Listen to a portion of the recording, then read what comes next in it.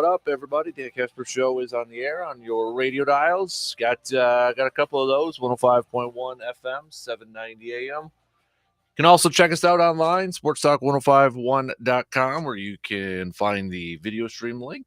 You can do that up there, the YouTube video stream link. Otherwise, you got the Sports Talk app in your Google and Alexa home devices. Appreciate you making us part of your day on this Tuesday morning. It is a Grind My Gears Tuesday. It's also a Turn 2 Tuesday. So what's grinding your gears here this morning? You can hit us up with some texts on that Shoe Doctors bullpen line, 715-830-1912, or hit us up on Twitter at DANKASPER. Also Facebook.com/Kasper Sports, where you can join in the conversation on the YouTube live stream. We're going to have, I guess we could kind of call today a list day, if you will. We got the All-Star game that's going to be happening tonight. Wonsoda winning the home run derby last night. I was completely off on my picks there, but so we got the All-Star game, like you said, coming up tonight. We were talking a little bit about it yesterday. A lot of you, the majority, saying July, especially this time of the year. Maybe the most boring, awful, worst time in sports, however you want to describe it there. But we'll get your picks for if you're for the All-Star game tonight. You going to be paying attention to it or not? Because that does that kind of trip your trigger? You're only going to see one Brewer potentially playing the game. Corbin Burns is there, but he's not playing. Devin Williams, late addition. Will he get on the field? Maybe Twins or whatever. You're going to be paying attention to it tonight. Yay or nay? Thumbs up, thumbs down. What do you got? But so filling in, or I should say, some of the segments here. We're going to throw in some football chat with Packers 1 week away from veterans reporting to training camp. Rookies will be reporting on the 22nd this Friday, but veterans will start to trickle in a little bit earlier than the 26th, but they're due today, and then the first practice, or excuse me, a week from today, and then the first practice the 27th. But we're going to chat a little green and gold. So my top 5 list, and I want you guys and gals to create your own too. 5 reasons why, since we're 1 week away from veterans reporting, 5 reasons why the Packers will win it all this year. Kind of seeing some of that stuff floating around. So we're going to have our own kind of list there, but also the top 5 reasons why they won't win the Super Bowl this year. I've got my 5 for each right here. I actually wrote them down here this morning. My 5 reasons why they will win it all this year. My 5 reasons why they won't win it this year. You could put it in order if you want, like, oh, this is the number 1 reason, and or whatever have you. Or if you just want to keep it simple, you can just put out those, top 5s there. So that's one list, or I guess a couple of lists we got going on here. Another one, I've got my top 5 Brewers trade targets. My top 5. Now, I know the trade deadline's on August 2nd, but I got to imagine there's going to be some movement. There's going to be some more rumors kind of floating out there, maybe some more reports floating out there. I don't know if Juan Soto is going to be traded before the deadline, but, he's obviously probably target numero uno for a lot of teams if they can even afford him at this point. But, I don't see the Brewers acquiring him. He did not make my top 5, but my top 5 are like realistic top 5 targets, okay? Top, players that realistically the Brewers could acquire or realistically available by the for trade by the deadline on August 2nd. So I've got my top 5 list, and I did put this one in order as like number 1. That's my target number 1. Target number 2, 3, 4, 5. You guys get the drill. So we'll hit that up coming up a little bit later on too. But also, so yesterday we had, or last night, I believe, I didn't get to watch it, but a lot of people talking about it on the socials about the Derek Jeter series, The Captain on ESPN, debuting in that. And Jeter has, I remember it really kind of sparked up during his last year. I think maybe we were talking about it on the air, or maybe it was just kind of a social media thing out there. But there was a conversation about, is Derek Jeter one of the most overrated athletes of all time, in terms of, like, I think what people are kind of like, why they would put him in that overrated category is, he's got a lot of championships, played for a long time, but, what did that kind of elevate his status a little bit? So it kind of sparked up again last night, this whole belief of, like, was Derek Jeter one of the best shortstops of all time? Was he a little overrated because of the teams he was on and how long he played? So I first of all, I want your opinion on that. I kind of like maybe compare Jeter a little bit to maybe like a Tom Brady. And that's not a negative, but like Brady, for some people, isn't considered the best quarterback of all time because maybe they view talent as the number 1 thing. Like, is he the most talented quarterback of all time? Probably not. But again, it's whatever side of the aisle you're on. So is Jeter kind of like a Brady in that essence, where a lot of championships, right? Played for a long time too, and a lot of some of the top numbers in history in their respective sports. But the question I want to throw out to you: who do you think is the most overrated athlete of all time and most underrated? So if you want to go for a twofer there, most overrated and most underrated athlete of all time. That's actually our turn 2 question of the day. The most overrated and underrated athlete of all time, in your opinion. There's no right or wrong answer in this. But think about that for a little bit. think Derek Jeter too, and I mean he's in the Hall of Fame and all that. But I was a Jeter fan as a youngster growing up. I'll admit it. I was a Jeter fan. I'm not a Yankees fan, but I was a Jeter fan growing up. But I'd be kind of curious to see what everybody's thoughts are on that. So think about it for a little bit and hit me up with some thoughts and some messages too. We'll chat some Badgers with RJ Cardinal and some college stuff with RJ Cardinal coming up about a couple hours from now, just around 8:25 here this morning. Right before that, though, we'll hit up the Eau Claire Express. It is the Northwoods League All-Star break is going on as well, but the Express in first place in the second half of their division. So we'll catch up with them about 8:05 this morning. And a reminder on the 28th, July 28th, so next Thursday is Sports Talk night. So tell you what, let's start to give away some tickets, okay? Start to give away some tickets for the Eau Claire Express night for Sports Talk night, okay? So all you got to do is we'll start it off today. Text the word Express to me. You got to stop by the studios and pick them up before the 28th, okay? So you got to stop by the studios and pick them up before the 28th. But if you want a pair of tickets, just hit me up with a text with the word Express on them, okay? 715-830-1912. This is for next Wednesday's game, Thirsty Thursday, Willy Wonka night as well. Eau Claire Express going up against the Wilmer Stingers that night. So got plenty of them.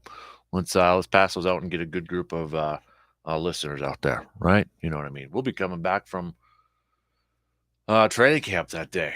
We'll be doing the program the 27th and the 28th over there, so that'll be a long day over there, but it'll be a lot of fun too. So, but we'll be coming back from training camp there too. All right, let's just jump into this baby thing, right? Let's just get this thing going. So we're going to kind of go all over, see where the conversation takes us here. We're going to chat a little football. I want to know the top 5 reasons why the Packers will win it all this year, according to you. The top 5 reasons why they won't win it this year. We are 1 week away from veterans reporting, rookies reporting on Friday for the Packers. More teams, more of their rookies starting to trickle in. Falcons, Ravens, Chargers, Dolphins, Patriots, Saints, Giants, Jets, their rookies reporting today.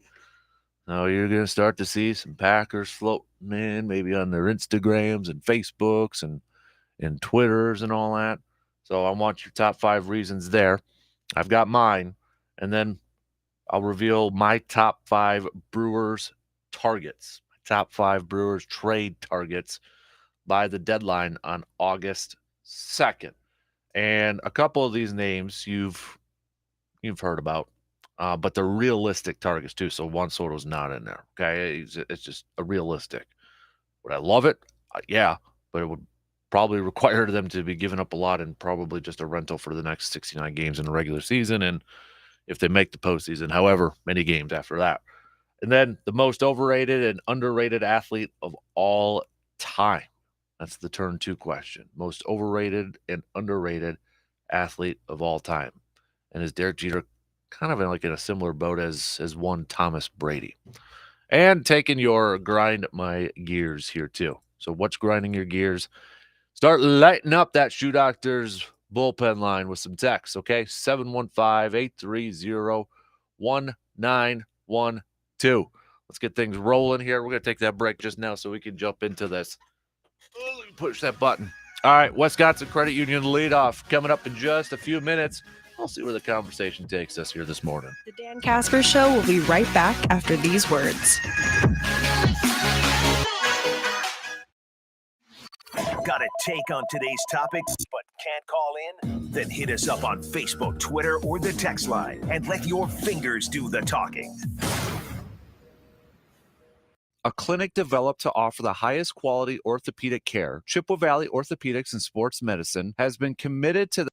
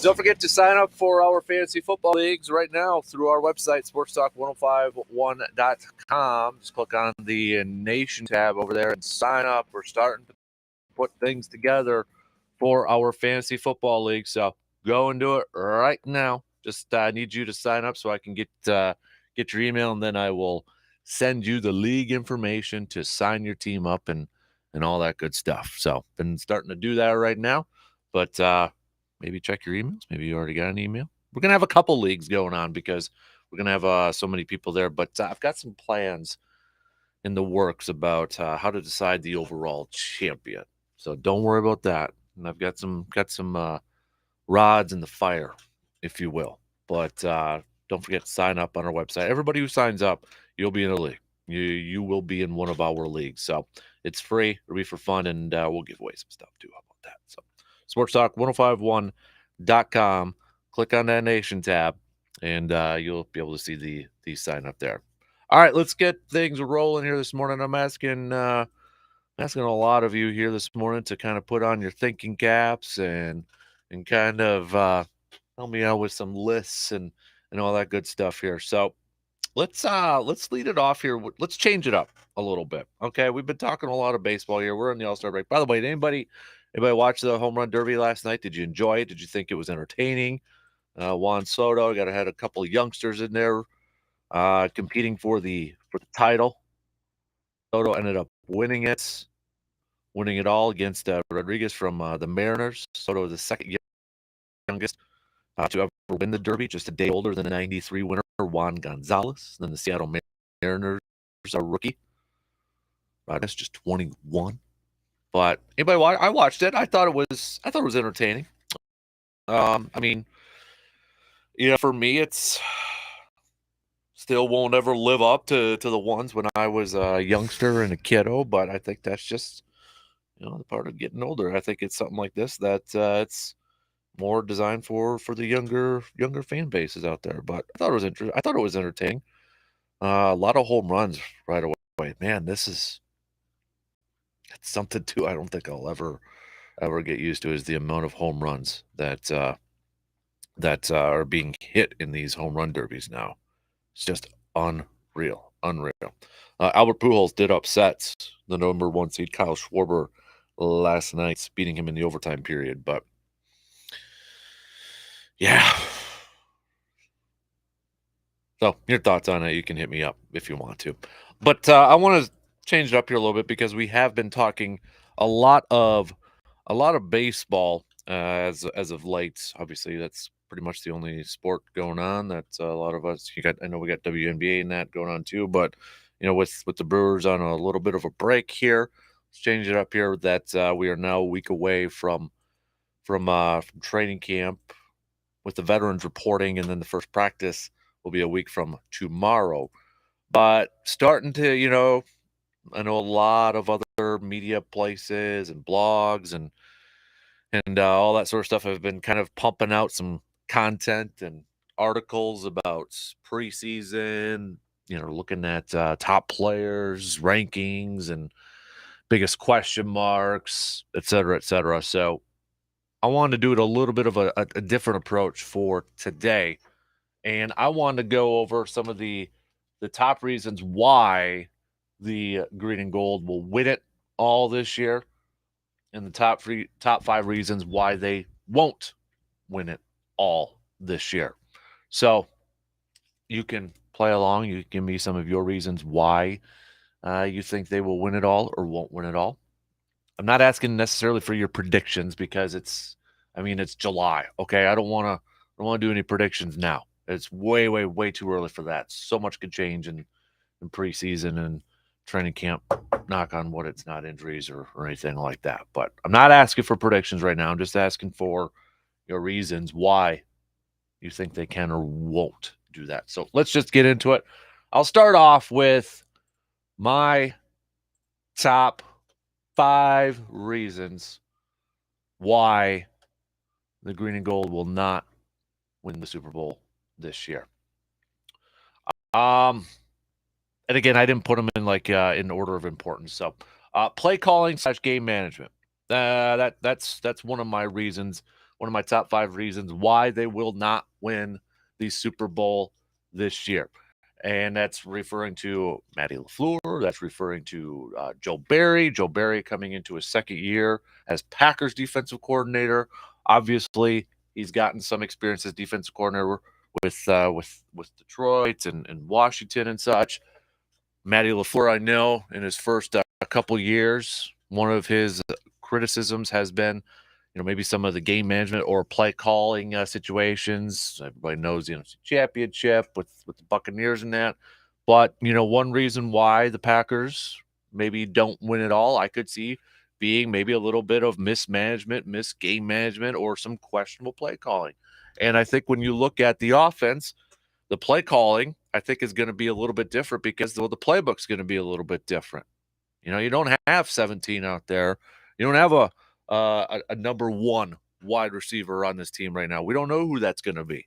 Maybe it will develop into somebody as the season progresses, but at this point, we don't know who that is. And when you lose an extremely talented player like a Devontae Adams, your playbook is going to change. Your play calls are going to change. So this is a big, I think a big season for obviously Aaron Rodgers, but also I think a big season for Matt LaFleur to really establish himself as one of the better offensive play callers in the entire league. How is he going to come up with that call sheet? Obviously, it makes it a little bit easier with Aaron Rodgers as quarterback. But what is he going to scheme up? What is he going to call out there, knowing that he doesn't have Devontae Adams out there? So, play calling, and then of course that game management aspect to it. That's a reason that if it's not up to par, or if it's just not working, or they're not doing a good job, they're not going to go and win anything this year. Injuries. I mean, this is an easy one, right? You can put this down for everybody, every team out there. Some teams are able to combat injuries a little bit better than others. The Packers did that in 2010, 2011 when they won Super Bowl 45. But I think we would all agree that there are just certain players that you might not be able to replace. And I think right now, when you look at this team, again, knock on wood many times, that we're not going to have any major injuries. But, at a certain point, I would think that injuries, if they rack up or they're at premier players or they happen to premier players, it might derail them from hoisting that Lombardi trophy at the end. So injuries, I think, is a no-brainer at this point. Another one, the special teams blunders continue. Now, we know Green Bay, they probably paid Rich Bisaccia a boatload of cash to come over to Green Bay and be their special teams coordinator. After filling in as interim head coach for the Las Vegas Raiders, helping lead the Raiders to the postseason, we've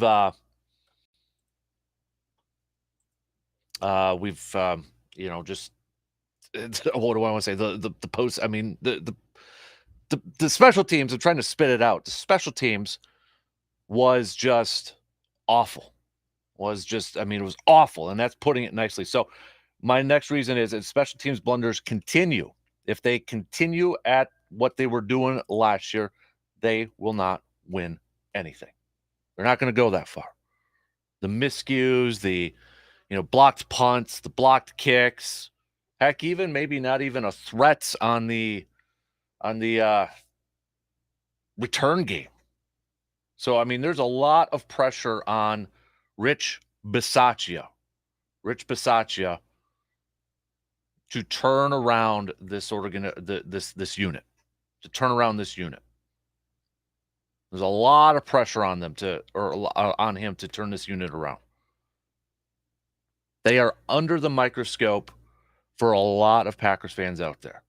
And until we see something different with this group, they're always going to be under that microscope. And one little mistake might be highlighted or over what am I trying to say here?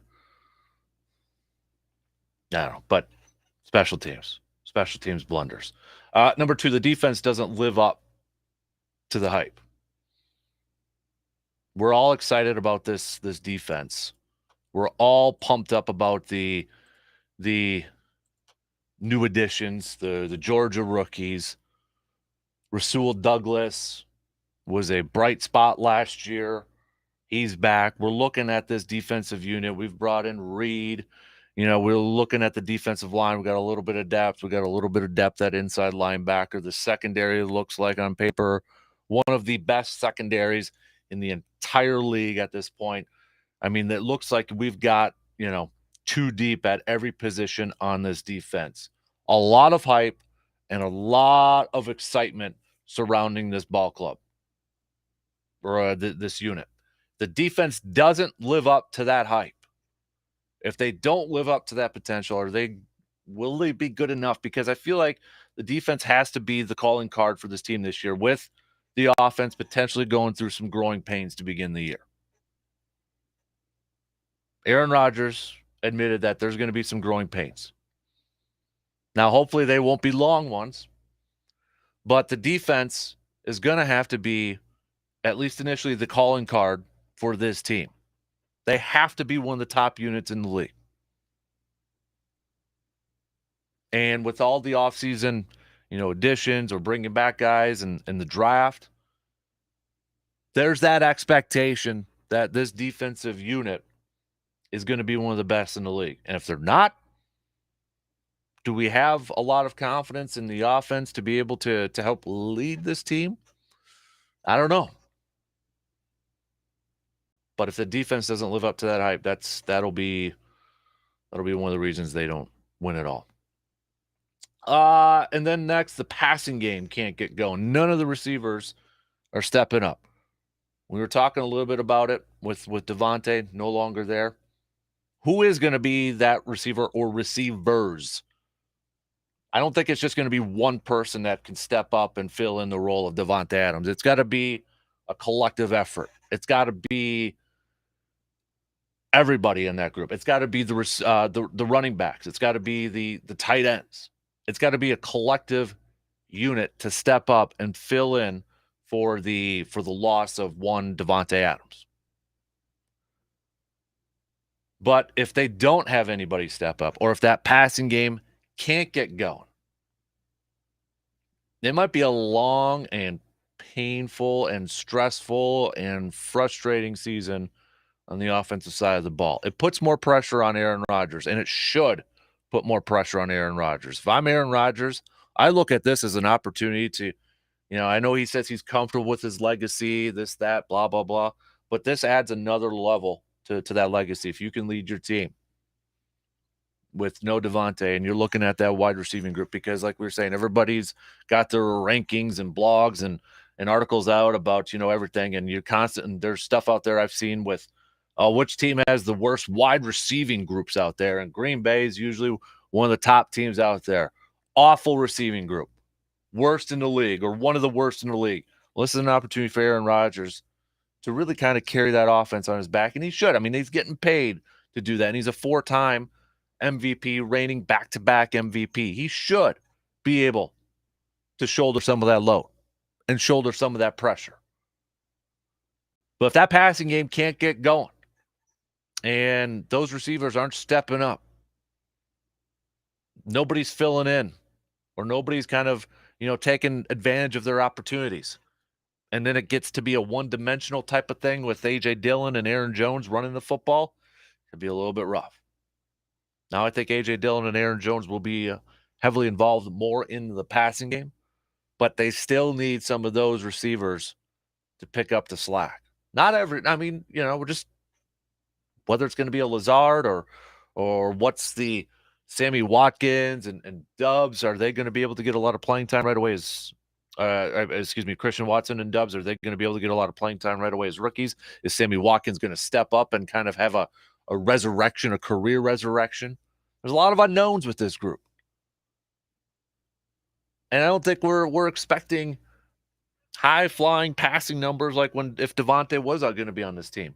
But it's got to be at least a little bit of a threat. And it should be with Aaron Rodgers as your quarterback. But we'll find out.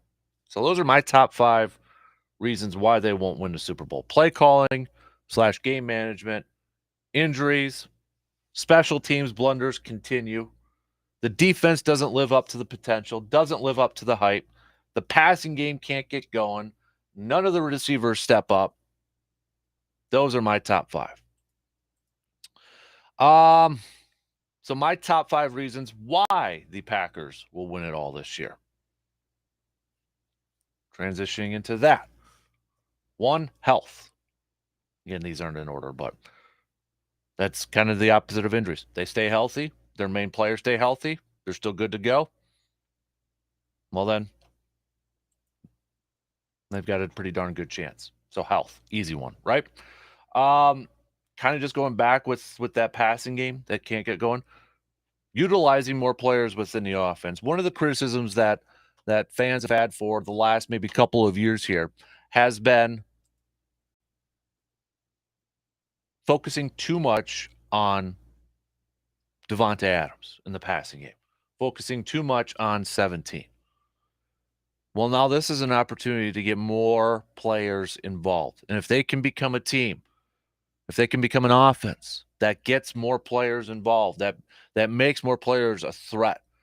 Like was it a couple weeks ago, like I was envisioning, oh man, you can have Aaron Jones and A.J. Dillon in the backfield, and then, maybe you split out Aaron Jones to create a mismatch with a linebacker. Then you've got that threat of, Aaron Jones against a linebacker and passing, or you take a linebacker out of the box and you got the big bruiser A.J. Dillon to hand the ball off to, stuff like that. Spreading the ball out, spreading the wealth out on offense. This is an opportunity for a lot of offensive players to step up and make a name for themselves and be contributors to this ball club. So if the Packers can utilize more players, and they've got a bunch of different skill sets, but if they can utilize their talents and incorporate them, I think this could be an intriguing offense to watch. But if they utilize more of those players, that'll be a reason why they will win it all this year. Kind of the opposite with why they won't win the Super Bowl. Special teams blunders continue. Special teams actually has improvement. They're not getting punts blocked. They're not, low snaps on extra points that lead to blocks. There's, coverage units. We get a special teams improvement. And I don't think, we're expecting or it's not like they got to be a top 5 special teams unit to win it. Be ideal. We'll love that. We just want some darn improvement in a lot of faces on special teams, right? Coverage, blocking, all that sort of stuff. Dudes have to step up. If you're playing on special teams, you've got to step up. And a lot of pressure is on Rich Bisaccia with this unit. Whether it's right or wrong, whether it's going to be talent on the unit or lack thereof, talent on that special teams unit, there's a lot of pressure on Rich Bisaccia to turn this group around. And the Packers, they want to go somewhere. They want to go all the way and hoist that trophy. They darn well better have an improved special teams unit. Number 2, again, this is just, I'm kind of going through my list here. I guess number 4. Starting defense.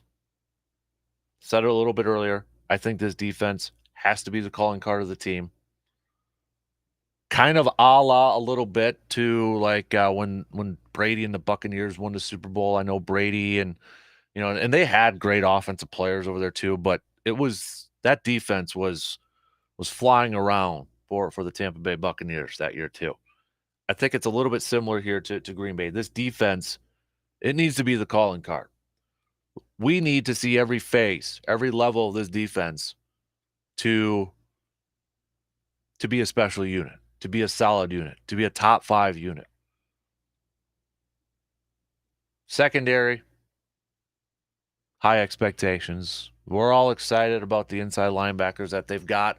Not only an all-pro, but they used a first-round pick on another inside linebacker, so they got some depth there. Rashawn Gary is emerging to one of the most premier pass rushers in the entire league.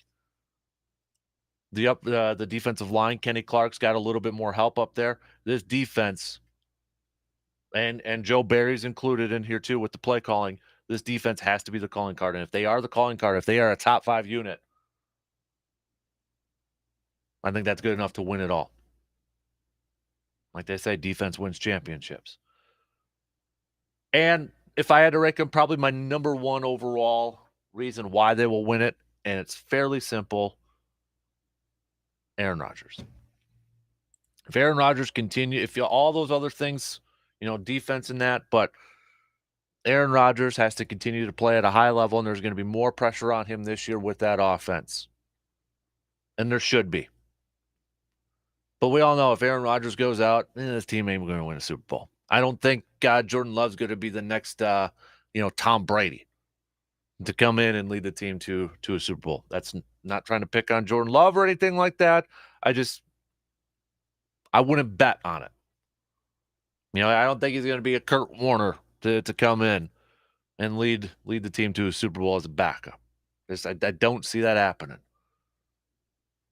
So as long as Aaron Rodgers is healthy and he's playing at a level that we've all become accustomed to with Aaron Rodgers, this team will always have a chance to go and win the Super Bowl. Aaron Rodgers. And there's more on his shoulders this year with that offense. And clock's ticking. Maybe this is his final year. Maybe he's got 2 more years left. But the clock is ticking on 12 to get another Super Bowl, for the Packers to get another Super Bowl with him. Time is now. And it starts with 12. So, recapping, health, utilizing more players within the offense, special teams improvement, starting defense, and Aaron Charles Rodgers. If you have any more to add, you can hit me up with some texts, 715-830-1912. We got to take a quick break here. We'll see if we got anything in that texting line. If not, well, hit me up with a text or tweet or Facebook. I've got my top 5 Brewers trade targets as well coming up here. And your turn 2 question of the day. Who is the most overrated athlete of all time and the most underrated athlete of all time? Is Derek Jeter in that category for either one of you? Let me know. We'll discuss a little bit later on. Easy moving and storage, making life easier. Moving across town or just moving on out. Efficient and affordable, that's what we're all about. In the Chippewa Valley since '89. Any move of any size, we don't waste time. Locally owned, we always pick up the phone. Easy moving and storage, making life easier. Hey, Alex here to talk about the Shoe Doctor. And if you remember last summer, I had to stop going on my daily bike rides because I developed plantar fasciitis in my feet. I missed biking in my favorite season, fall. Well, I visited Kevin at the Shoe Doctor, and he said, easy fix, custom orthotic shoe inserts, like it was just a no-brainer. And you know what? He was right. I'm back out enjoying our beautiful weather on my bike, and he can help you with your foot aches and pains before they sideline you. It's Kevin and the Shoe Doctor across from Hy-Vee, off Claremont in Eau Claire. I know it's summer, and the last thing you're probably thinking about right now is the fall and winter months. But if you're a hunter, those months are always on your mind. Right now, you're scouting and game planning for the next hunting season. Deer, duck, turkey, bear. You're checking those trail cameras and getting those food plots ready. But while you focus on that part of your preparation for the next hunting season, don't forget about your gear, specifically that hunting rifle or shotgun. If you're looking for a new hunting rifle or shotgun, look no further than Tilden Gun. There's no debating it. Tilden Gun has the best selection in the Chippewa Valley, all at the best price. Whether you're looking for new or used, ammo or accessories, Tilden Gun has the selection to fit your needs for the upcoming hunting season. Stop in and visit with Sean, and he'll help you find just what you're looking for. And you can also visit tildengun.com to see what they all have to offer. Summer is going to fly on by, people, and before you know it, it's hunting season. Make sure you're ready for the upcoming hunting season with the help from Tilden Gun.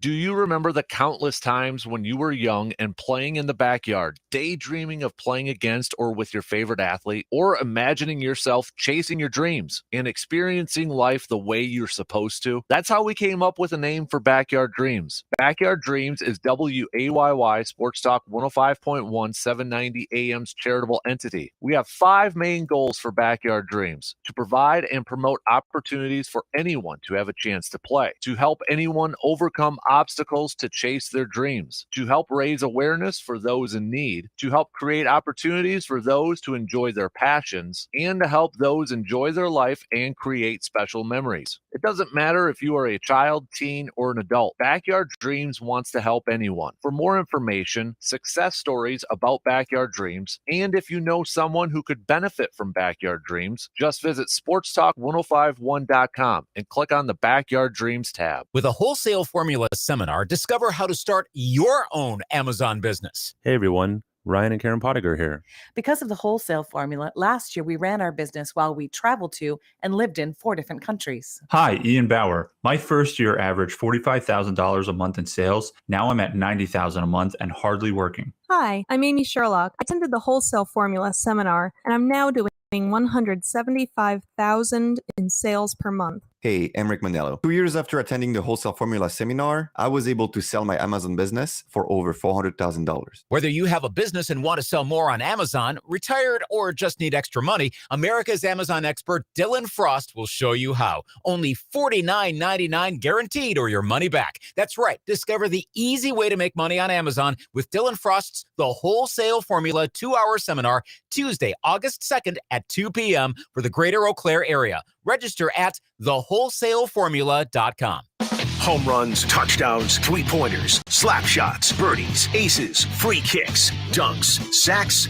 strikeouts, power plays, sand traps, backhands, double plays, Hail Marys, stick saves, free throws, and that's about it. So what's on your mind? The Dan Kasper Show.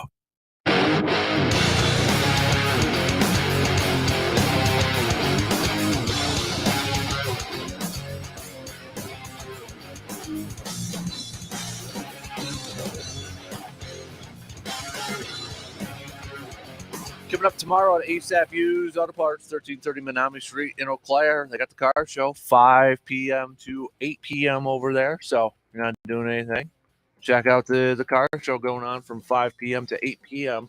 Also at the car show, too, the Classic Car Show, they'll have a Big Stack Meats food truck going on. Free refreshments, too. Oh, yeah.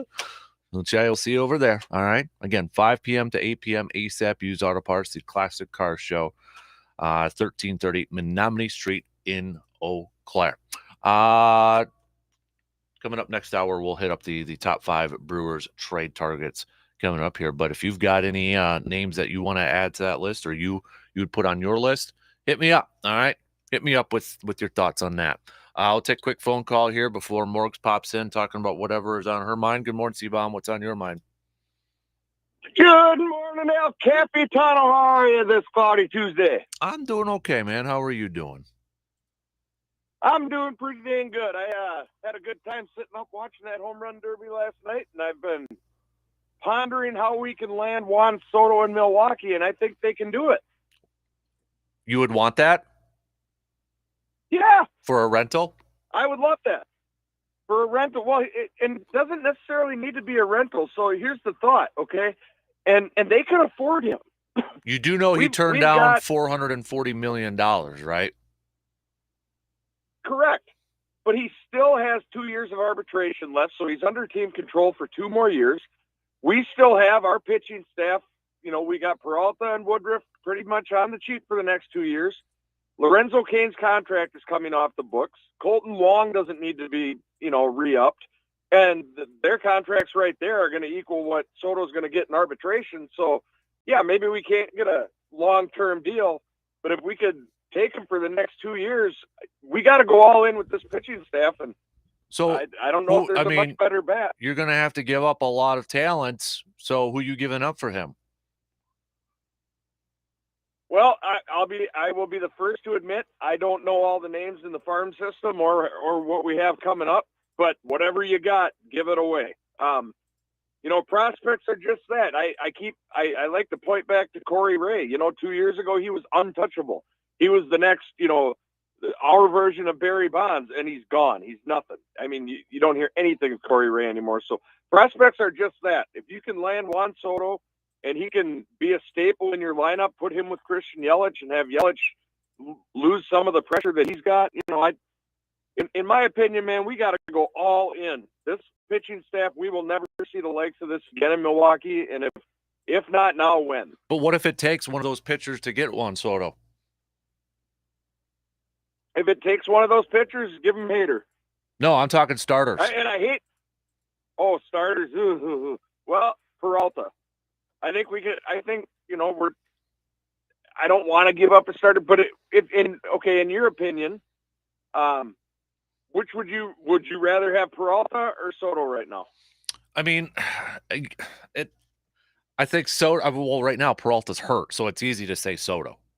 You know, it's easy to say Soto at that point. So, but also too, that Freddie Peralta contract I think is beneficial to the Brewers, but it would be beneficial to other teams too, possibly looking at acquiring him. I mean, it's beneficial to all parties. It was.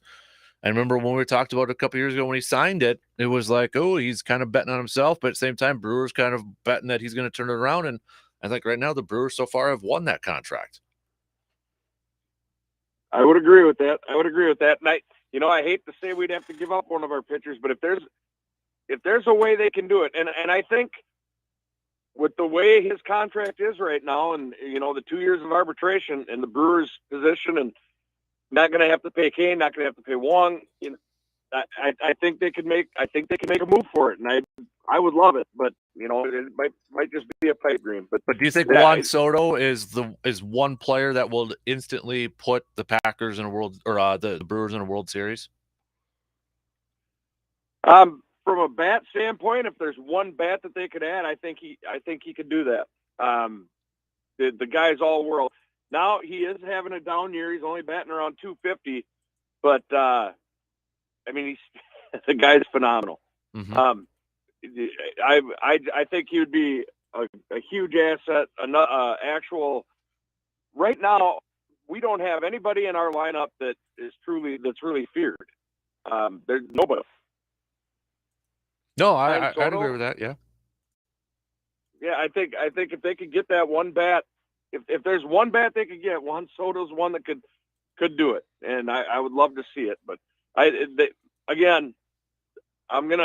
talk about it for the next, well, at least till football starts here next week. But they've got to go all in, and it'll be a huge disappointment if they don't with this pitching staff, because we've all lived as Milwaukee Brewers fans, except for your Twins fans listeners. The majority of us out here are Brewers fans, and we'll never see a pitching staff like this again. And it's rare that we have a team that's built that can make a run at the World Series. So if not now, when? That's what I have to say. Mark Antonaccio, bring us the championship. All righty. Anything else on your mind there, big boy, before I let you go? No, not today.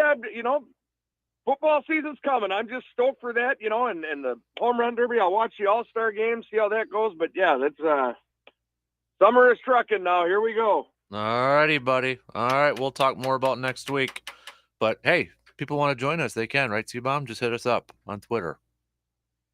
Absolutely. I think we got room for 5 or 6 more if people wanted to come out there, so it'll be a good time. We got the house right across Lambeau Field, right off of Lombardi Avenue, baby.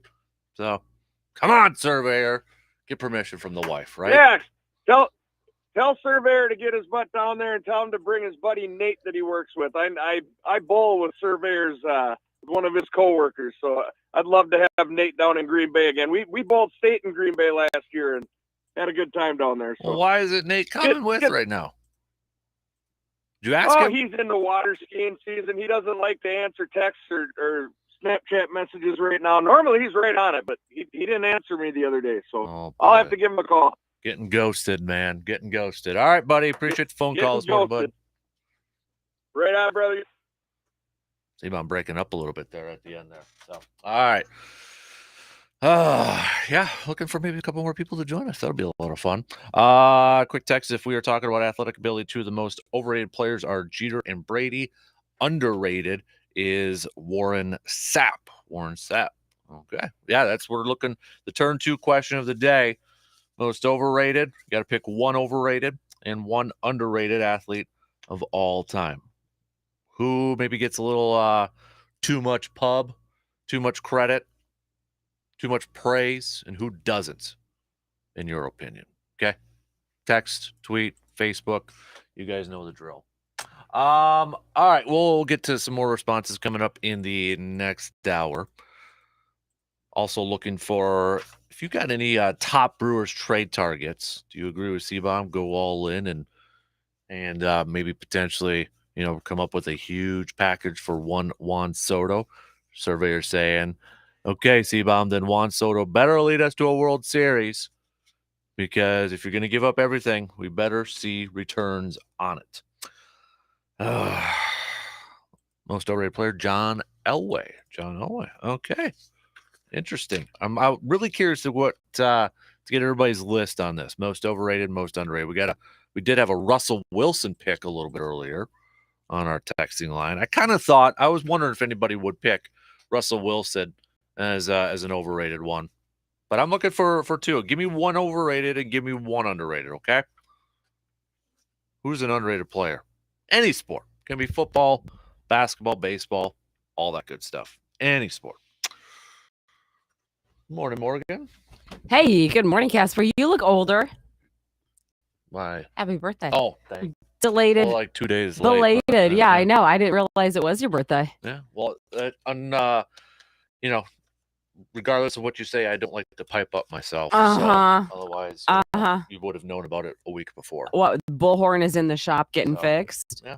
What was the celebration? Clean the garage. Hey. And school supply shopping. So. Ooh. Yeah. Got an excited school kid in the block? No, he just likes getting stuff. He doesn't care about the school part. So he's got his backpack and what is highlighters. It? Spidey? No, Pokemon. You went Pokemon. I thought you would have gone superhero for the backpack this year. You guys are on it early. Well, we weren't planning it, and it was a quick trip, and then he spotted it all. Oh, spotted the back to school stuff, because it's fun at that age. Yeah, you get to dive in early. I did buy myself a notebook. Oh. Let's see it, guys. They had cool notebooks like this. He's going to open up his backpack and show us. Which pocket is it? This is going to be like the first day of school where you have all your brand new stuff and you swear this year's going to be different. Team Bigfoot. They had this as a notebook. Yeah, man. Now, what are you going to write in it? Is that your diary? Dear Diary. I should keep a diary. Morgan is so mean to me.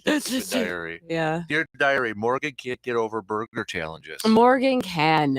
Morgan's done with it. I can tell you what. You're not done with it. It's like every week in like 2 updates. I like to keep it on the radar. So I'm retiring. Who's your overrated, underrated here?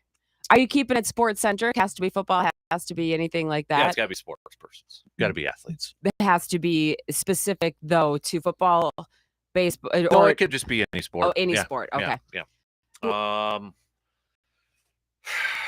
That's a tough one for me. I heard someone chime in with Elway. Yep. Yeah. Elway was on there. But see, I think there's a case to be made that at some point, if you're going best and worst or overrated, overrated for me, a lot of it folds into problematic attitude on the team problems, like AP. Are you going to take on the challenge? I mean, athletically, sure, gifted, but overrated because everything becomes a problem, whether it's, interpersonal with the team or a coaching issue or legalities or like where is it not worth the headache? Yeah. At some point, there are players that aren't worth the trouble and they almost offset their athletic ability. I think that's a real shame. A couple of them, I would just off the head, I'd go like old school Joe Namath, Yeah. Danica Patrick. Ha I You know what? will go there. Yeah, number 12 probably agrees with you right now. It'll break up Static with the X. Maybe a Lynn Swan too, if you want to go a little history. Steelers wide receiver, but those are kind of the names that pop What in my about head. present day? Do you have anybody that's currently on the roster of any team that you're just way overrated? Thinking. Get that notebook out and start writing down ideas. Yeah. Storm, buddy. Dear diary, who's most overrated right now? I don't know. I have to think about that one a little bit. Yeah, That's get a tough- on it. yeah, current Your one. assignment's due at the end of class. All right. Okay. All right. Thanks, Mark. Gold star work. All right. 1 hour in. We got 2 more to go. We'll be back after these words. WAYY Eau Claire. W2A6CK Eau Claire. Sports Talk 105.1. 790 AM. Sports Talk 105.1 with the very latest local news.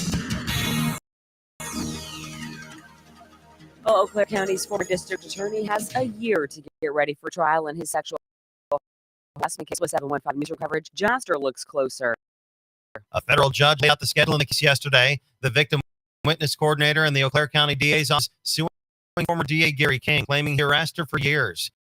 King denies all those claims and resigned as top prosecutor last summer, just after an investigation into his office found several claims of harassment and misconduct. There's now a lawsuit over the annexation of Eau Claire in the town of Washington. The lawsuit challenges how Eau Claire annexed the nearly 300 acres back in June.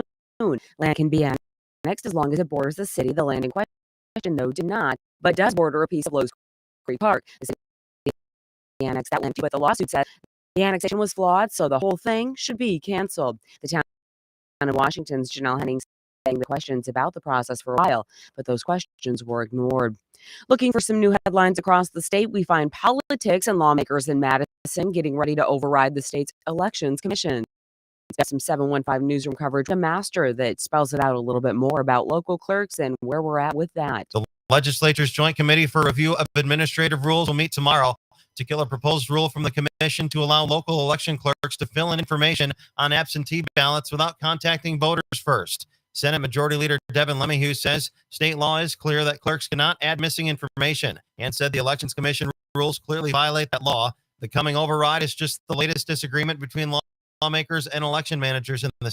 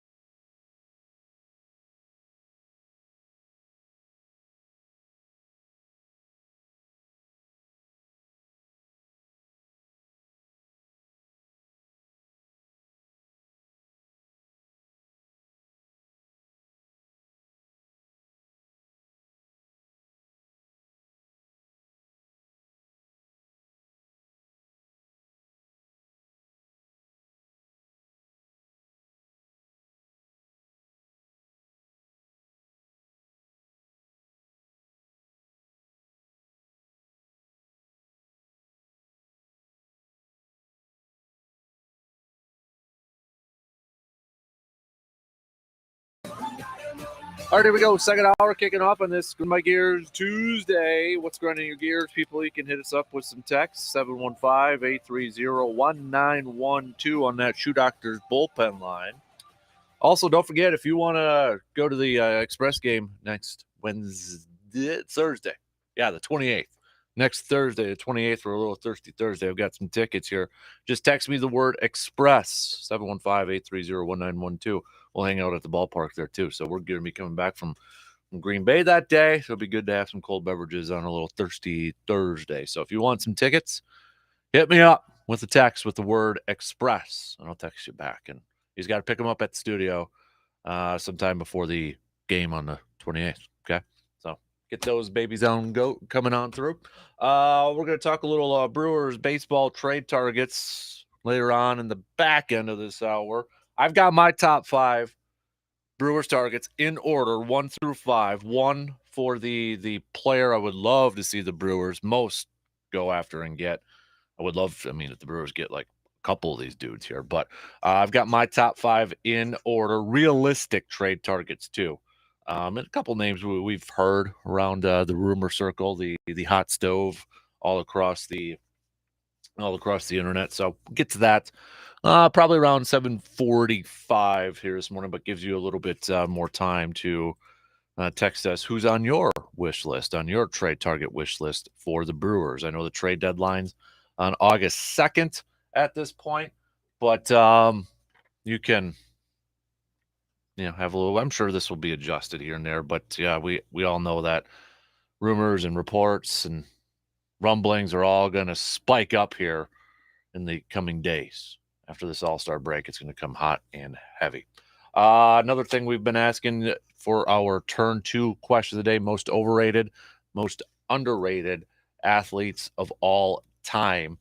And the reason I was bringing this up is because the Derek Jeter documentary series, ESPN, is starting off here, and it's kind of brought back the conversation of like Derek Jeter in terms of how do people view his legacy. Because I remember in his final year, there's a good group of people out there kind of wondering, is Derek Jeter a little overrated? Is he a little overrated? And some people kind of took offense to that. Some people are like, no, it's, you look at it, played on the team. He's won some championships, but was he ever the best at his position? Is he like a Tom Brady in that essence? I want to know from you guys out there, you guys and gals out there. What do you think? I Googled just kind of some rankings out there, and this was an article from ESPN where they ranked the top 10 shortstops of all time back, and this was back in 2015. And I'll just go. They had Jeter at 5. Then they had Cal Ripken Jr. at 4, Ernie Banks at 3, A-Rod at 2, and then Honus Wagner at number 1. I will say this about Jeter compared to the other players here. For Ozzie Smith was 6 and Robin Yount was 7. But I will say this for the other players in the top 5. Cal did move over to 3rd. Remember when A-Rod came over to the Yankees? He moved over to 3rd. Jeter stayed at short. Ernie Banks played some first base and third base at the back end of his career. A little bit of third base, mostly first base. So, at least Jeter played shortstop throughout his career there. But I feel like Jeter is a little bit like kind of an interesting conversation in terms of where do you rank him in terms of like one of the best shortstops in history. Kind of, I think the majority of ones I've been looking up, he is top 5, but maybe around that 5 or 6 in the ranks. But do you think he's a little overrated? A lot of people kind of like, oh, he played for the Yankees and he got a little bit more hype than maybe what he deserved. And, look at the teams that he played on, and et cetera, et cetera, et cetera. You look at Derek Jeter's numbers. Rookie of the Year, 14-time All-Star, 5-time Gold Glove, 5 World Series, 5-time Silver Slugger, World Series MVP, All-Star MVP. It wasn't a rookie or wasn't an MVP in the regular season. I think the highest he was voted for MVP was actually third, if I'm reading this correctly on Pro Baseball Reference. But he finished 20 years, batting .310, 3,465 hits. How do you view Derek Jeter? And is he in the overrated category? Some of our picks that we've had in the first hour, we've had a couple of Joe Namath. We've had a John Elway.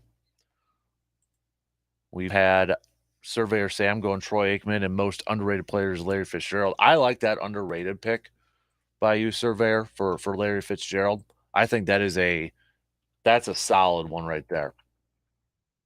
Larry Fitzgerald, I think, you look at what he did throughout his career. He has quietly put up a stellar career. And a lot of it probably due to that he played with the Cardinals, didn't have a lot of successful teams there. Did go to one Super Bowl with Kurt Warner and Anquan Bolden. Remember the Steelers Super Bowl with the Cardinals there. But, I mean, he finished his career with nearly 17,500 receiving yards, 17,492 to be exact, 121 touchdowns. When you talk about a guy, or when we talk about the list of most receiving yards in NFL history, oh no, it's Jerry Rice. But I think some people would still be kind of surprised that Larry Fitzgerald is number 2 on that list. He's 2. Jerry Rice, 22,895 receiving yards. Larry Fitzgerald is number 2 on that list with 17,492. Number 3 on that list is T.O. at 15,934.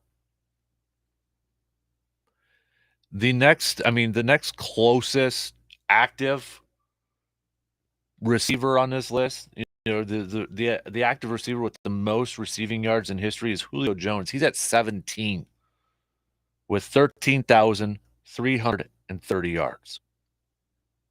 Then you got Antonio Brown, 24. I guess he's still technically active. 12,291. He's at 24. Deshaun Jackson's at 36, 11,110. DeAndre Hopkins, maybe the most realistic option at wide receiver to keep climbing up on these rankings. He's at 42, 10,581. But yeah, Larry Fitzgerald is number 2 in NFL history for receiving yards. And I like that pick for underrated. I really do. I think he would make my list for underrated. I like the Joe Namath picks out there.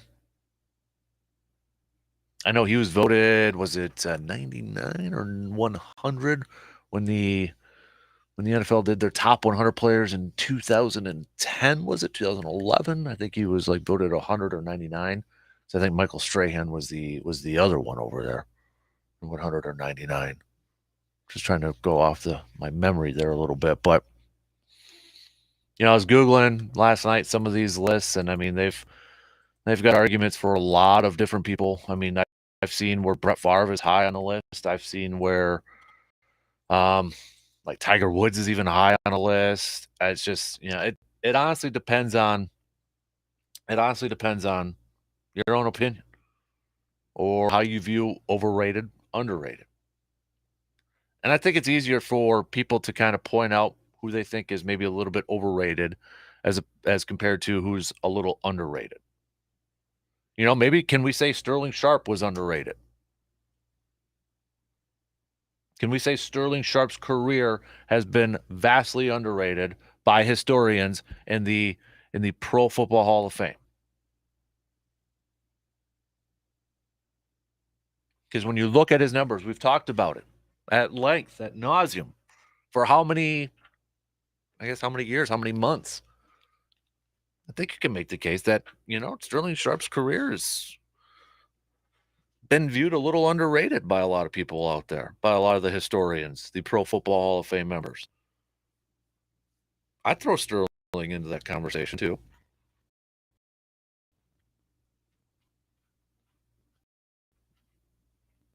One name I saw getting floated out there for overrated, Keyshawn Johnson, since we're talking about wide receivers.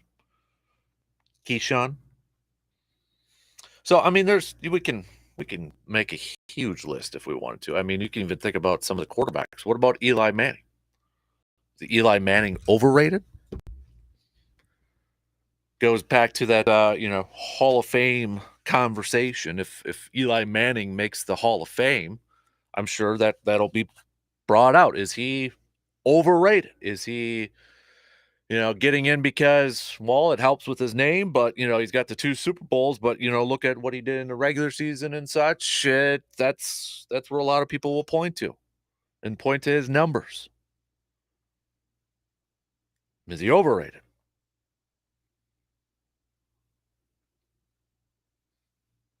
So think about that for a little bit and hit me up with some text, okay? I don't have the texting line up right now, just so I don't try to get too distracted there. But I know we're missing quite a few players out there. Also, in the first hour, we hit up on my top 5 reasons why the Packers will win it all this year. In case you missed it, not going to go in full depth here like I did in the first hour, but went Aaron Rodgers. I think that's the easy one. The defense, special teams improvement, utilizing more players within the offense, and health. And the top 5 reasons why I don't think they'll win the Super Bowl. If the passing game can't get going, none of the receivers stepping up. The defense doesn't live up to the potential or the hype. Special teams blunders continue, injuries, and play calling / game management. If there's other ones that you think should be added, or you got your own thoughts on that, let me know. All right? Let me know. I'm looking for your opinions. And then we'll get to the top 5 Brewers trade targets, my top 5. It's kind of a list day today on this Tuesday. It's kind of a list day. But I've got my top 5 Brewers targets we'll hit up in about 20, 25 minutes or so. But let's take a quick break here. We'll get to some more of your texts in that. We'll talk with Joe about the Packers. Packers veterans reporting a week from today. Training camp practice will begin next Wednesday. We're looking for a few more people to come with us to Green Bay. If you're interested, let us know. We're going to be doing a show over there for a couple days. Got a little house, little Airbnb, they call it. The kids, is that what the kids call it these days? The Airbnb, the little house right off of Lombardi Avenue. So if anybody's going through, make sure you blow your horn, say hi as you're driving through, going to camp and all that good stuff. But anybody planning on taking some of the kiddos over to training camp, taking the bikes over there, seeing if a Packer member will ride it over to training camp? One of the best traditions in all of sports. I never was able to do that as a kid. I was never able to do that as a kid. I will get Hudson to be able to do that at some point. Won't be this year. He's still kind of like nervous and shy and all that stuff. But I hope Hudson, if he wants to, I don't want to force it, but if you'd like to, I'd hopefully be able to get over there one time and see if a Packer player will ride one of his bikes. But that was one thing I never was able to do as a kid that I would have loved to have been able to experience. But anybody listen, you ever do that as a kid? Were you able to do that as a kid? Or maybe you took your own kiddos over there? Was just never able to as a young one growing up. But all right, let's take a quick break and we'll chat some more Green and Gold with Joe. He's coming up after these words.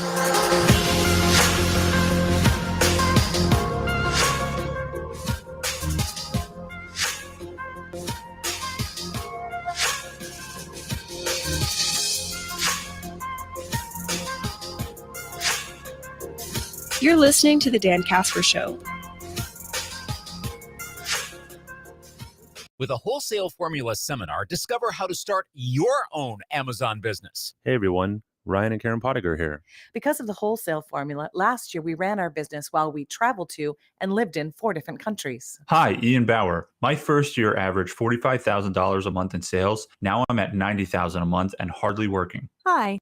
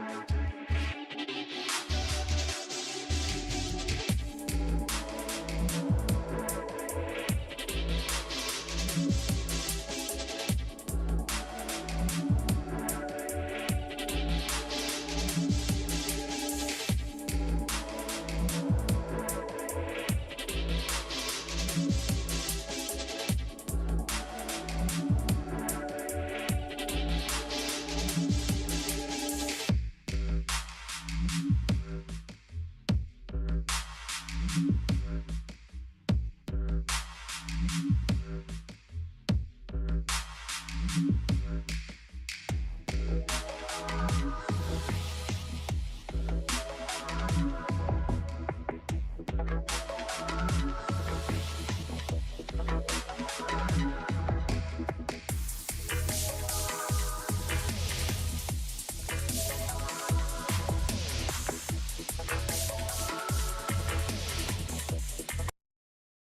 Packers with Joe this morning. Good morning, Joe. How are you? I'm doing excellent. It is that time of year that it's football season. Come July, I know everyone talks about it might be one of the worst months of the year for sports, but I think July signals the coming of the new season for football, and I'm just I'm ready, man. I am ready to roll. I'm fired up. So earlier this morning, we were kind of talking about top reasons why Green Bay wouldn't win a Super Bowl this year, or why they would win a Super Bowl.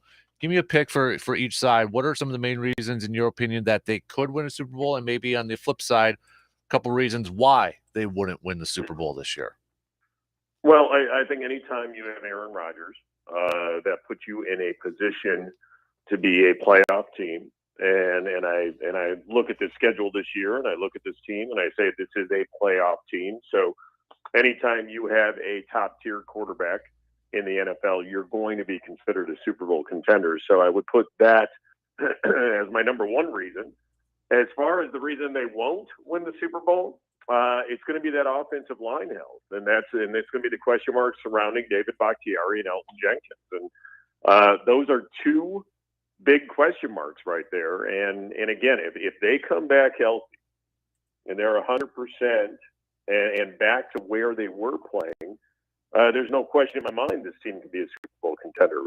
If they are not, and you've got to look at offensive line depth, and now you're playing rookies, and maybe somebody like a Zach Tom or a Sean Ryan or even a Jake Hansen or a Cole Van Lanen has to take an expanded role, then I think there's a big question mark there. So yeah, I'd put the Super Bowl winning side of things on number 12, and I'd put the Super Bowl losing things on that offensive line depth. And again, if Jenkins and Bakhtiari are there, this has the makings of a really good offensive line. If not, there's just a lot of question marks.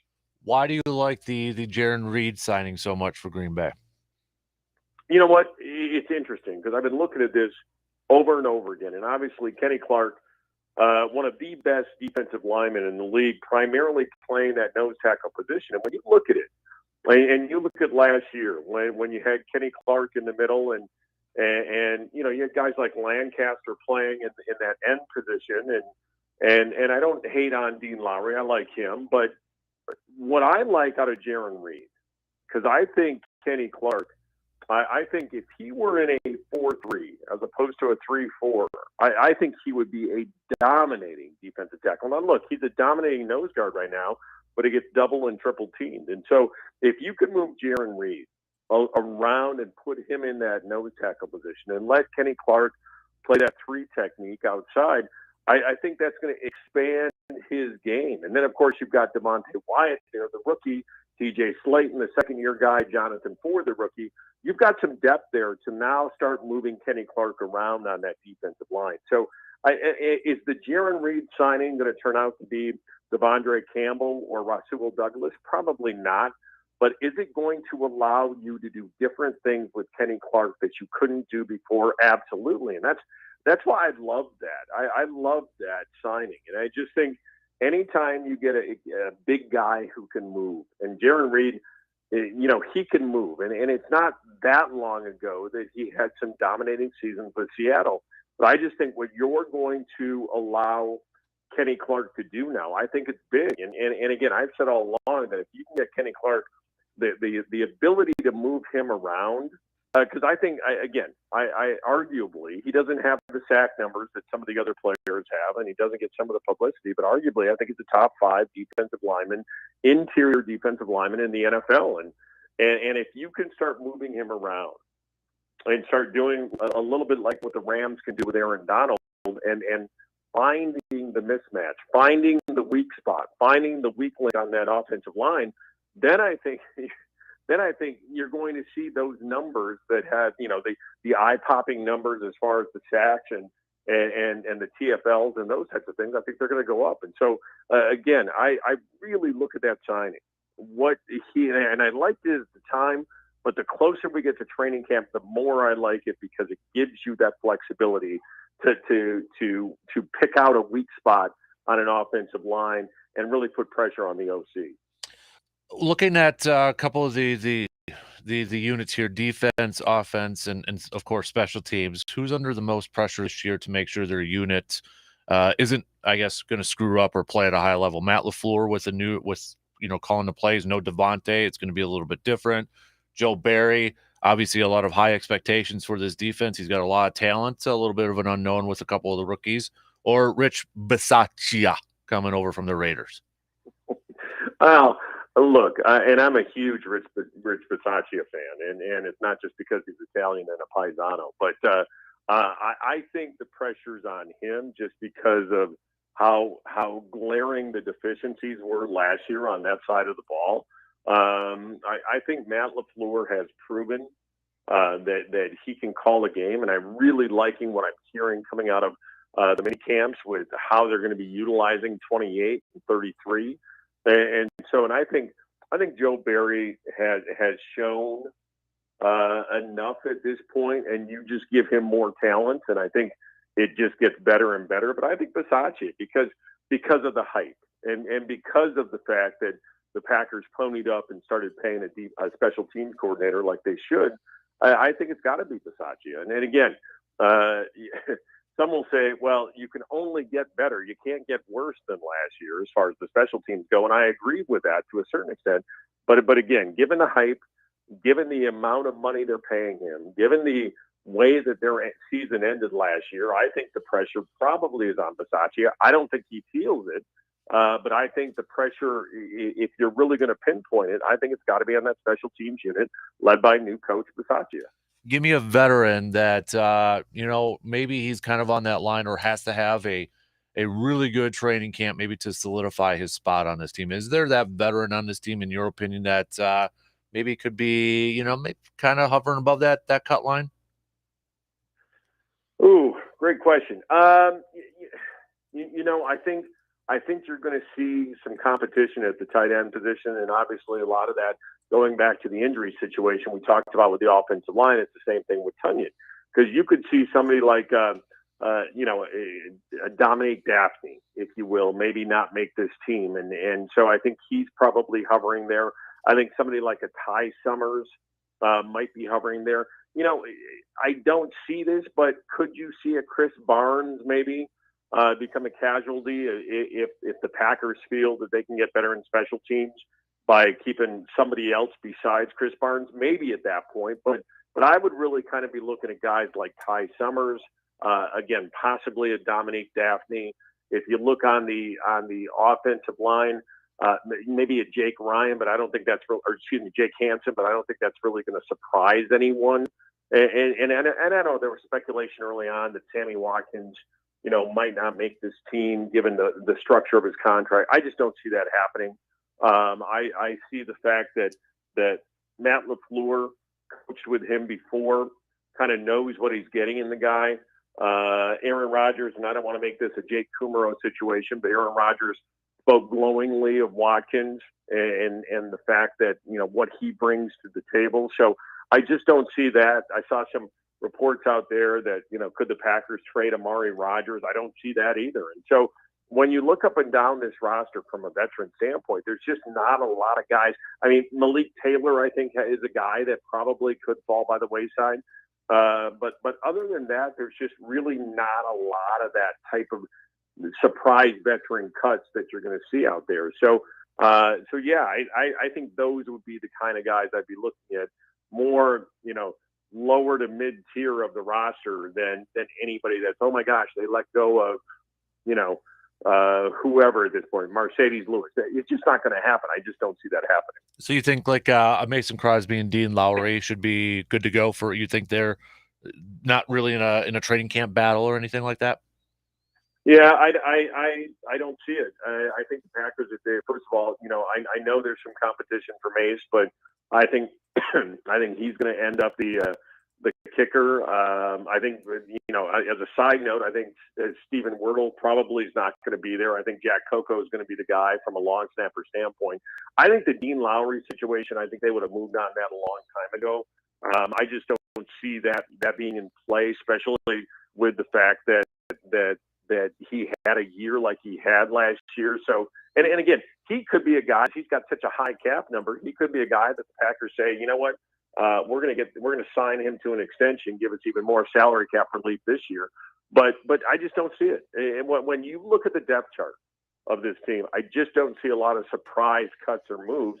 Do I see them still going to be on the lookout? I've said this early on. I still think you might see another veteran wide receiver signed by this team, depending on how the rookies advance during training camp. But yeah, I just don't see a lot of those veteran surprises. Dean Lowry, Mason Crosby, in my opinion, are going to be on the 53 come the regular season. Do you feel like bold prediction time? Do you think anybody, since you talked about signings, maybe getting a new contract or signing before next Wednesday, before training camp opens? I don't. There's no need to right now. The guys that are going to be up for extensions, I mean, Alan Lazard, you're going to have to do something with, but I don't see that done before next Wednesday. Robert Tunyon, big question mark there with how he comes back. Elton Jenkins, the same type of situation. Again, are you going to want to get him signed to a deal? Absolutely. I think Adrian Amos is a guy that is up for a restructure or some type of a contract extension, but I just don't see anything happening before camp starts next week. Mm-hmm. Yeah, I know. I don't see like the Mike Daniels thing from a few years ago where he's like released the day before for training camp. I just don't see that person on this roster. Yeah, I don't either. And look, the only way I think it happens is if it's some maybe the injured guys. I don't see it. I think it's going to be kind of a normal lead up into training camp, and then at that point, I still see possibly in addition to this football team as far as signing goes, I just don't see anybody being cut or one of those types of things or a contract extension anytime soon. All right, last question for you. But we're just about a week away. Is there one player you're really excited to hear about or see at training camp this year?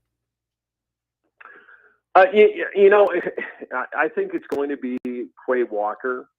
What you can possibly have, if Quay Walker lives up to the hype, what you can possibly have with Devondre Campbell and Quay Walker on the inside is impressive to me.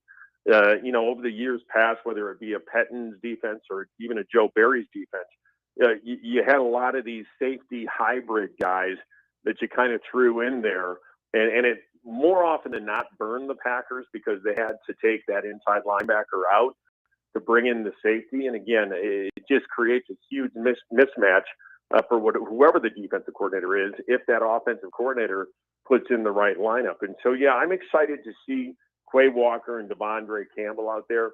I think Aaron Jones is going to have a huge year, not necessarily running the ball, but I think when you talk about that wide receiving core, I almost throw Aaron Jones as kind of becoming that hybrid guy. When you talk about the jet sweeps and those types of things, I think Jones is the perfect guy to run those jet sweeps and those bubble screens. And so, yeah, I'm excited for Quay Walker and Aaron Jones. And so I think those are the guys that I'm going to keep my eye out and see what happens. Obviously, Packer fans Jordan Love needs to step up this preseason because obviously he's going to get most of the snaps. Am I that excited to see him? No, but he's going to have to step up. So it's another player who I'm going to track his progress. Kind of interesting, and I get it, and I totally understand it, but it's like kind of forgetting about the 2 first-round picks of Walker and Wyatt. Like, I feel like they're not getting a whole lot of talk and attention, and I think it's mostly with the receivers and Christian Watson, which, again, I totally understand and I get it, but it almost feels like you got a couple of first-rounders coming in a little bit under the radar for Green Bay, just a little bit.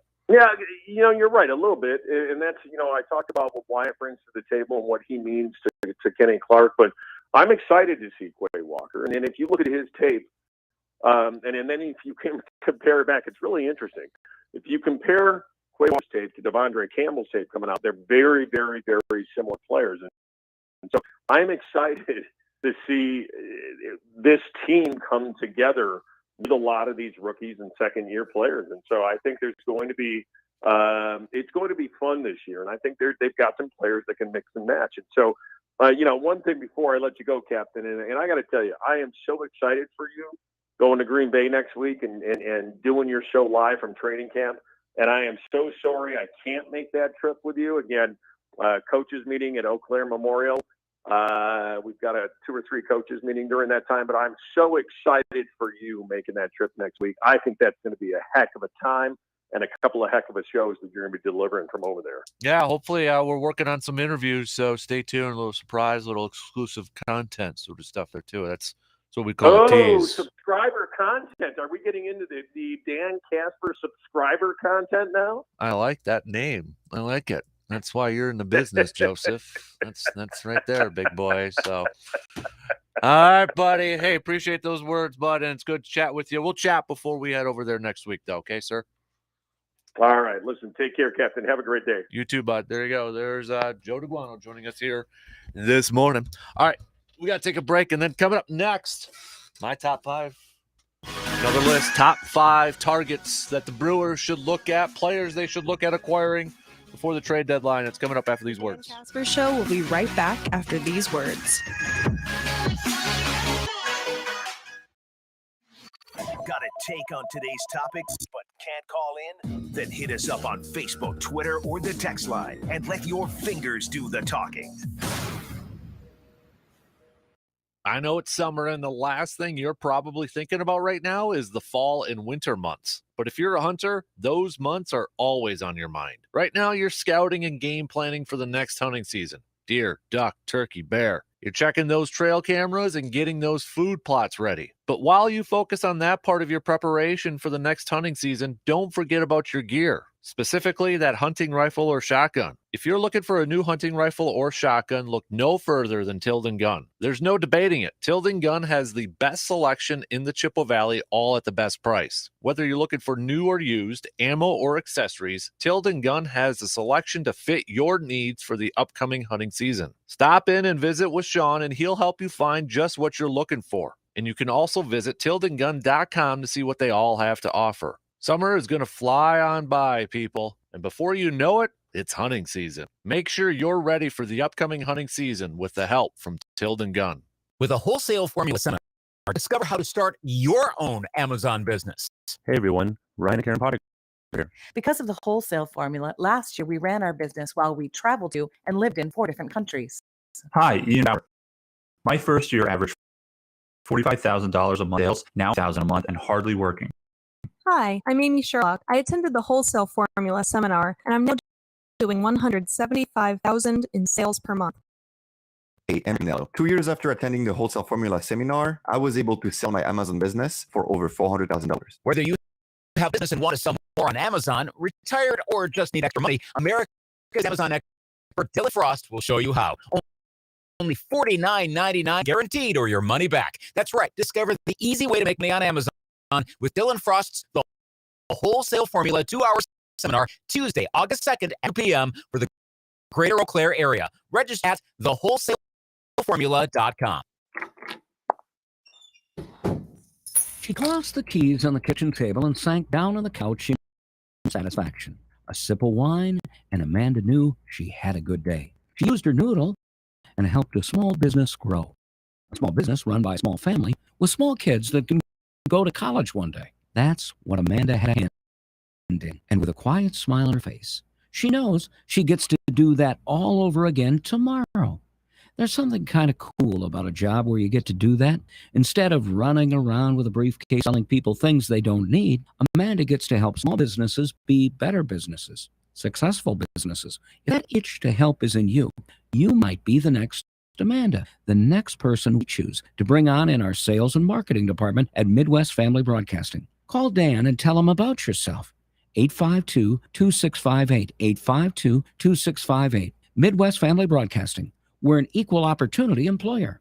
Customer service. Those are the two words that my grandma kept coming back to when she was telling me about her experience with Carpet City Flooring Center. The carpet looks amazing in her living room, but it was working with the entire team from Carpet City Flooring Center that she still can't stop talking about. The process was simple thanks to the entire team there. They drove out to my grandma's house, did the measuring, gave her a quote, and they took a look at some samples. Then came the install. Not only did they do a fantastic job of installing the carpet, but the one thing that stood out to Grandma, they vacuumed after they completed the job. She kept going on about how the last time she got new carpet replaced from another place, how they didn't even clean up. Customer service. You can expect to find amazing customer service at Carpet City Flooring Center because that's who they are. They treat people the right way. So if you're looking at getting a new floor in your home, take it from Grandma, because like my grandma always told me growing up, because Grandma said so. And we never, ever argue with what Grandma says. Check out Carpet City Flooring Center today, located at 3109 East Hamilton Avenue in Eau Claire. It's been a while since I gave myself a real chance to meet someone new. Susan and John are two kindred spirits who rediscovered the romance they deserve on Silver Singles, the secure dating site for singles over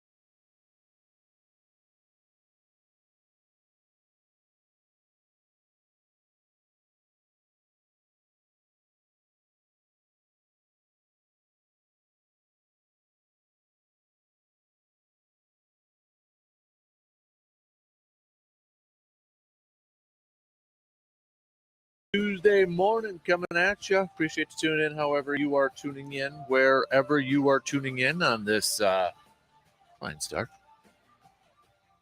Coming up this hour, we're going to be catching up with RJ Cardinal over there at the Zone. We'll talk some college sports. We'll talk some Badgers, all that good stuff with him, RJ Cardinal from the Zone. Hopefully we'll catch up with the Express here soon, but it is the All-Star break too with the Northwoods League action. Matt Hellwig for the Express, representing the Express over in Wisconsin Rapids. You can check out the game too, ESPN Plus at 7 p.m. if you want to check out the Northwoods League All-Star game. And we are giving away some tickets for next Thursday, July 28th. July 28th game at Sports Talk Night. All you got to do is text in the word Express to the Shoe Doctors bullpen line, 715-830-1912. Let's get a good group of listeners over there. Let's get Carson Park rocking. Let's get it loud. Let's give them a home field advantage there as the Express hopefully going to be clinching that second half championship in the Great Plains East Division to clinch a playoff spot here. They're 9-3 in the second half of the season. They're holding on to a 2-game lead over the La Crosse Loggers. And who do the Express play right after their All-Star break? Starting up on Thursday, it's a home and away against La Crosse. So got a little bit of a battle right there between Eau Claire and La Crosse. So let's try to give them Eau Claire the home field advantage a little bit there, right? Let's do it up. So if you want those tickets, if you want a pair of tickets, you want a few tickets, just text me the word Express at 715-830-1912. Maybe we'll get G-Man to do a little. We'll get G-Man to throw first pitch in or something like that, huh? We'll have to see. We'll have to see what's going on there. But if you're looking at the Express and Northwoods League, they're on the All-Star break. Started yesterday, home run derby today. Tomorrow, still on break. They'll be back at it on Thursday here. But the first game back for the Express will be on that Thursday against La Crosse, and they're on the road to La Crosse, and they're back home on Saturday there a little bit. So if you're looking at kind of some of the stuff on tap here for the Express, what is it? Quick math. 1, 2, 3, 4, 5, 6, 7, 8, 9, 10, 11 more games at home for the regular season. Just 11 more. You may think that's like, oh, I got 11 more. That's going to go by fast, though. It's really going to go by fast, and that's where we got to make sure the Express, right? We get there at Carson Park early for some of these home games because we want to make sure that they have a nice, comfortable lead because that final week in August, they're on a road trip there from August 8th through the 12th, all on the road. Duluth, Mankato, Rochester. Then they end their final game on the 13th at home at Carson Park. But they're going to be on the road for 5 straight games in that final week of the regular season. So we got to make sure that, before they get there, because they're going to be home for 1, 2, 3, 4, 5, 6 games in a row. Let's make sure that they, be nice if they kind of sweep that home stretch right there. But let's give them a home field advantage there a little bit, right? Let's give them a home field advantage. So we've got coming up on Friday the 15th. It's another fireworks night there. Then next Thursday, trip to the beach. Thirsty Thursday on the. I'm getting my days mixed up. So this Thursday, that's right, Justice Cleveland. He's going to be throwing up the first pitch. JC and EC. He talked about it yesterday. So Thursday, trip to the beach, Thirsty Thursday, JC and EC, Justice throwing out the first pitch. Saturday, we got Christmas in July, National Hot Dog Day, College Night. That's on the 23rd. And then our night, Thursday, Sports Talk Night. It's Willy Wonka Night and Thirsty Thursday. And then next Friday, the Superstars. I know that's a popular one there for the Express. And then they've got the Princess and Superhero Night, Mystery and Military Monday on August 1st, presented by our sister station, I-94. But let's hand out some of these tickets. G-Man, you want some tickets? Let's do it up. July 28th. You want those Express tickets? Text me the word Express or just say, give me some tickets. I want to go there for the 28th. I've got a few of them here. All right. Let's make that park loud. Coming up on the 28th, going up against the Stingers, Wilmer Stingers, right there. Okay, so tell you what, coming up here in just a little bit, we'll catch up with RJ Cardinal. But one of the questions that we kind of had throughout the morning was, who is like the most overrated athlete in your opinion, or most overrated? You know, it could be football player, basketball player, baseball. You pick the sport. Who's the most overrated player in your opinion, and who do you think is the most underrated? That's our turn 2 question of the day. Most overrated, most underrated. Pick one for each. And the reason I'm bringing this up is because the Derek Jeter thing, his 7-part series on ESPN getting started there. And I remember when Jeter's career was winding down that final year, there was a conversation that kind of like, guy did play for 20 years. His numbers kind of reflect, was it the fact that he played for 20 years is why his numbers look the way they are? He played on some great Yankees teams, got those championships. He's a little overrated. You get a little too much positivity, a little too much positive attention.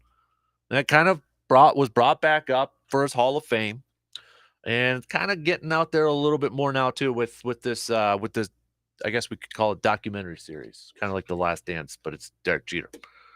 So, do you think Jeter's overrated? Do you think he's overrated?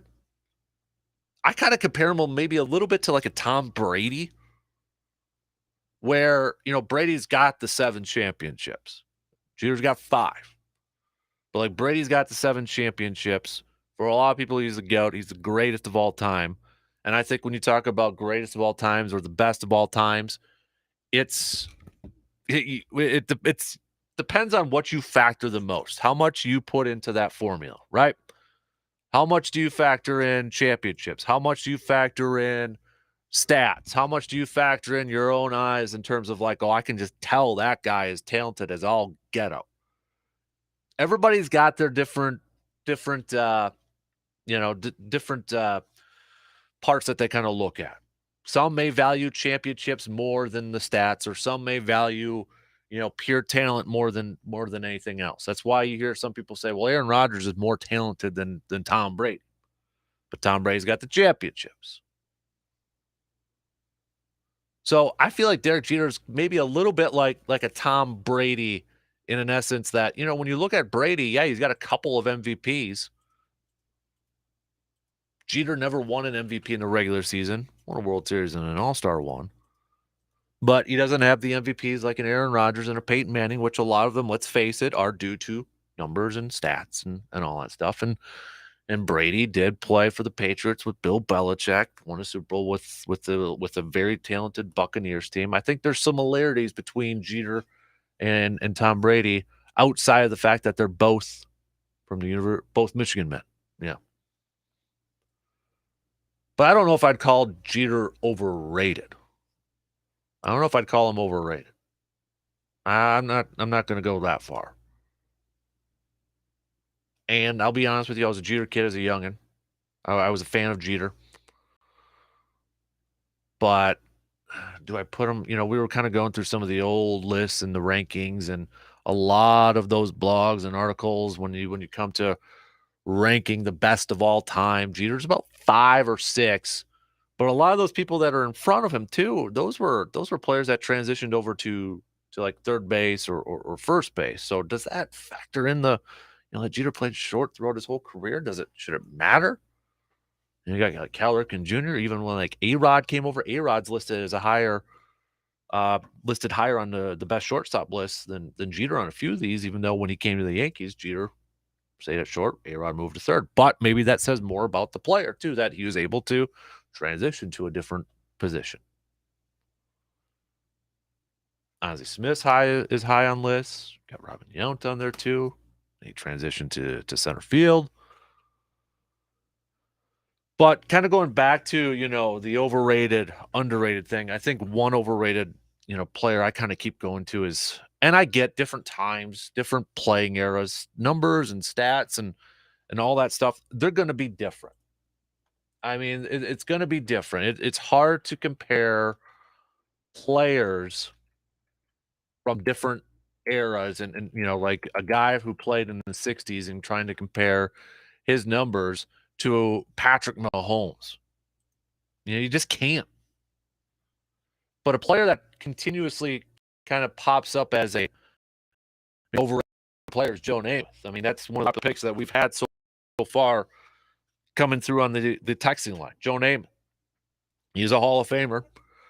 You look at his numbers, he's a 5-time Pro Bowler, 1-time All-Pro, 1-time Super Bowl champ. We know that Super Bowl, right? The guarantee against the Colts. Super Bowl III. But you look at his other records here, 62, 63, and 4. That's his quarterback record. His completion percentage, 50.1%. He threw for over 27,000 yards, 173 touchdowns, 220 interceptions. So he started off in 1965. Let's kind of look at, and I know he started 9 years prior, like Bart Starr. So Bart Starr had a quarterback record of 94, 57, and 6. Completion percentage, 57.4. Passing yards, 24,718. He touchdown interception ratio, 152 touchdowns, 138 interceptions. And again, that's, I know if you're kind of comparing them to, well, let's see. So Namath, his best year was probably 1967, 1968, around there. 1967, he threw for over 4,000 yards. He had 26 touchdowns, but also 20 interceptions. You're looking at some of these, it's kind of like Favre. I mean, I'm looking at Namath's numbers right now. There was only two, holy moly, wow. I did not know this. It looks like there's only 2 seasons in his 13 years and 12 with the Jets. And we know that 1 year with the Rams where he started 4 games. But it looks like through all of his 13 years, only 2 seasons did Joe Namath have more touchdown passes than interceptions. That would be 1965, his first year. He had 18 touchdowns and 15 interceptions. Then he went 19 and 27, 26 and 28, 15 and 17. Then in 1969, he had 19 touchdowns and 17 interceptions, so that's 2. Then he went 5 and 12, 5 and 6, 19 and 21, 5 and 6, 20 and 22, 15 and 28, 4 and 16, 3 and 5. 2 seasons. 2 seasons where he had more touchdown passes than interceptions. And again, it's different eras too, because, well, let's look at Bart. Let's look at Mr. Starr. I mean, he started off in 2 and 3, 8 and 10. First number is touchdowns, by the way. Second number is interceptions. So 2 and 3, 8 and 10, 3 and 12, 6 and 7, 4 and 8, 16 and 16, 12 and 9, 15 and 10, 15 and 4, 16 and 9, 14 and 3, 9 and 17, 15 and 8. I mean, look at these numbers and just how much the game has changed, right? I mean, holy. I mean, it looked like that, touchdown interception ratios were almost like 50-50. Almost was. Yeah. Look up another. Okay, so Don Meredith. I want to look up Don Meredith here. I'm trying to find the quarterbacks from that era. So Don Meredith, 2 and 5, 9 11, 15 and 8, 17 and 18, 9 and 16, 1965. He went 22 and 13.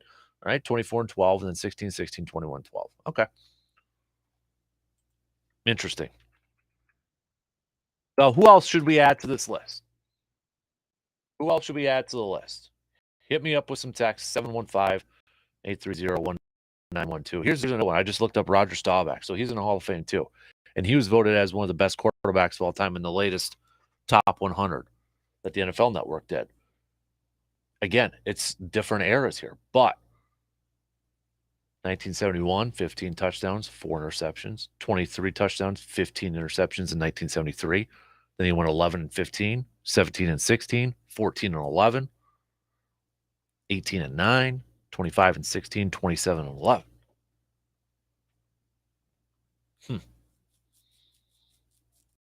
All right. Okay, we got to take a quick break here. Then coming up next, let's catch up with RJ Cardinal. We're Badger analysts from the Zone in Madison. We'll talk things Badgers. We'll also talk some college sports as we're inching closer to the college football season here. But the Big 12, Pac-12 won't partner. Their talks have ended.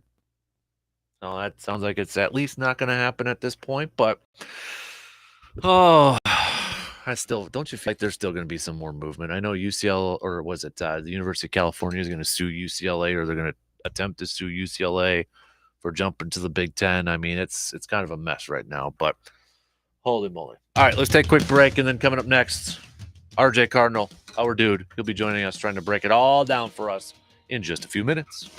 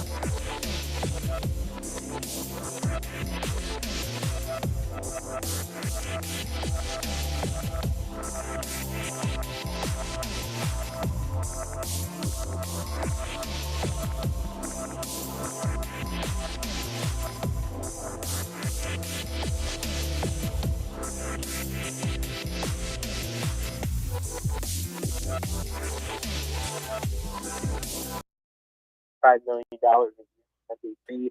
I highly doubt that'll happen. It just doesn't make financial sense for NBC to dole out that kind of money for one team. Who knows? Maybe the Pac-12, Big 12 talks broke off because NBC is looking for some supplementary programming in order to give Notre Dame that kind of money. Maybe the Big 12 is in talks to get supplementary programming. I know a lot of people said Big 10 would be that, but at this point, why would the Big 10 help Notre Dame stay independent? But yeah, so it'll be interesting, pretty interesting to see what happens. But I'm guessing it'll kind of come down to what happens with Notre Dame in that TV contract. I mean, they're asking for $53 million more a year than they're getting right now from NBC.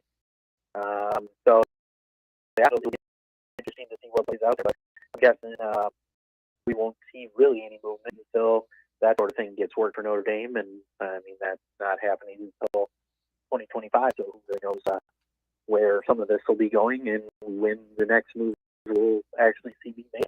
Right, exactly. Moving over to the Badger football team, and last week we kind of saw it, but there had been apparently some rumblings in the spring, but noteworthy for around here because he's an Eau Claire native. Sampson leaving the program, apparently told the offensive line room that last week he's doing some coaching and looking to get into his career with teaching. How does that affect this offensive line depth for this football team this year? Yeah, the way Coach Rudolph had things going, he had a lot of guys playing a lot of different positions. So, I mean, Cormac would have been, the number 2 guy, had about 60% of the positions on the line, So, I mean, you are losing depth, but you also have the situation where a lot of guys did play a lot of positions. So, the way the line has been the past couple of seasons, where it happens every time, it does sting a lot to not have him, there officially now. Apparently, like you said, there were rumblings in the spring that he was not going to be a part of the program anymore after the spring semester, and then it just became official.